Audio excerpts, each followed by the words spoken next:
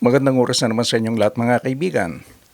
Galit na ang taong bayan sa budget insertion sa 2025 national budget.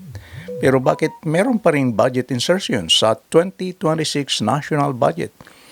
Sino ang may malalaking budget insertion sa 2026 national budget?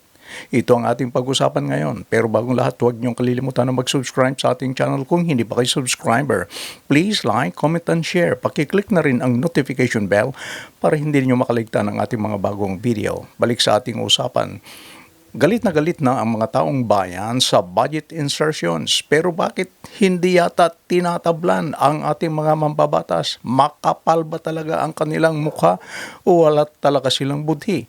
Wala silang pakialam sa taong bayan.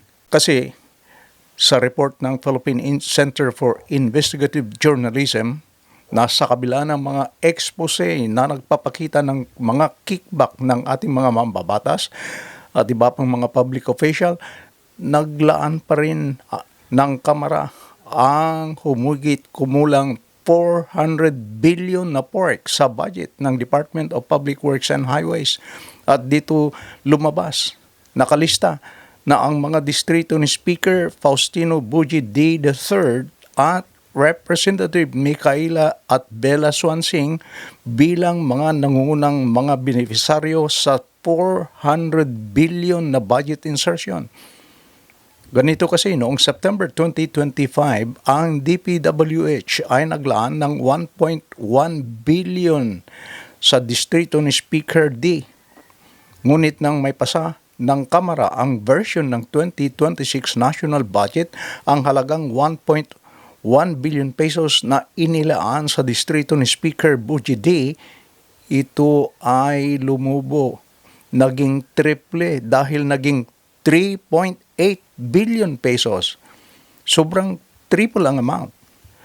Dapat ipaliwanag ni Speaker D bakit naging triple ang inilaan sa kanyang distrito. May karapatan ang taong bayan na malaman ang dahilan kung bakit naging triple ang amount.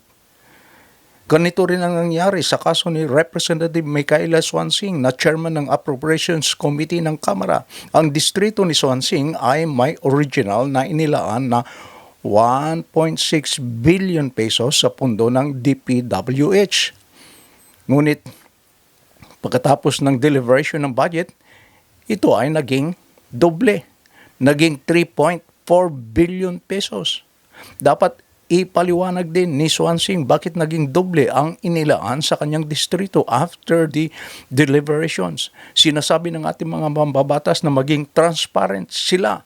Kaya dapat ipaalam sa publiko kung bakit ang mismong budget ng distrito ng chairman ng Appropriations Committee ay naging doble after the deliberations.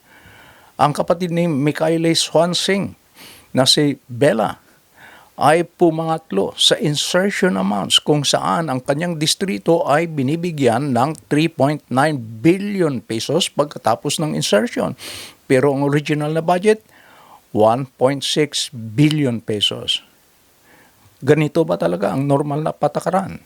Nag-iba ang speaker, nag-iba ang chairman ng House Committee on Appropriations, pero lumalabas na wala yatang nagbago hinggil sa budget insertion. Akala natin wala na yung insertion sa 2026 national budget. Pero sa report ng PCIJ, naglaan pa rin ng Kamara ng humigit kumulang 400 billion na pork sa budget ng Department of Public Works and Highways.